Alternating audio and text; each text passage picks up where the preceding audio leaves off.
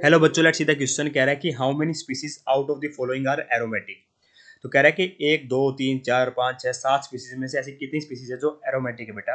तो aromatic species क्या होती है बेटा, जो साइक्लिक हो, क्या हो, साइक्लिक हो, प्लेनर हो, जिसमें रेजोनेंस हो रहा हो बेटा, पूरी रिंग के अंदर रेजोनेंस हो रहा हो, और सबसे मेन बेटा हक्कर रूल को फॉलो करता हो। कैसे बेटा, उसमें जो डीलोकलाइजेशन होता है वो 4n+2 पाई इलेक्ट्रॉन्स का डीलोकलाइजेशन होता हो। कहने का मतलब क्या हुआ बेटा, एन की वैल्यू अगर जीरो रख दोगे तो कितने होने चाहिए, 2 पाई इलेक्ट्रॉन्स होने चाहिए। एन की वैल्यू 1 तो 6 पाई इलेक्ट्रॉन्स, इस तरीके से बेटा ना।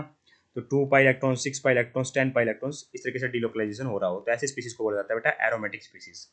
अगर बात करो बेटा पहले स्पीसीज की, तो इसमें क्या है बेटा, दो और दो चार इलेक्ट्रॉन है बेटा। तो चार इलेक्ट्रॉन में साइक्लिक है, रेजोनेंस हो सकती है बेटा इसमें इस तरीके से। ठीक है, पूरे इनके अंदर प्लेनरिटी भी है क्योंकि sp2 हाइब्रिडाइज्ड कार्बन एटम।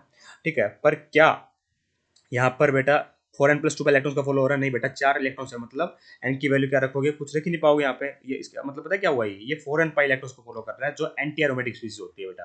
तो ये एंटी एरोमेटिक है, ना कि एरोमेटिक।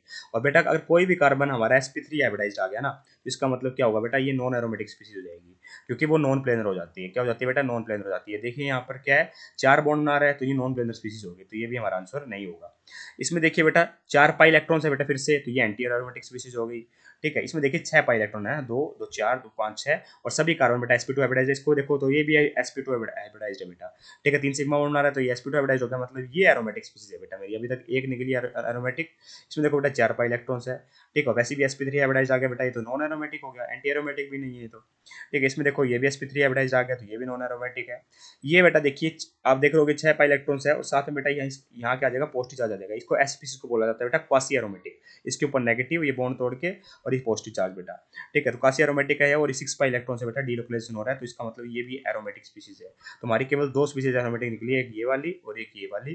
तो ऑप्शन नंबर 1 परफेक्टली करेक्ट हो जाएगा। I hope you understand the answer. Thank you so much.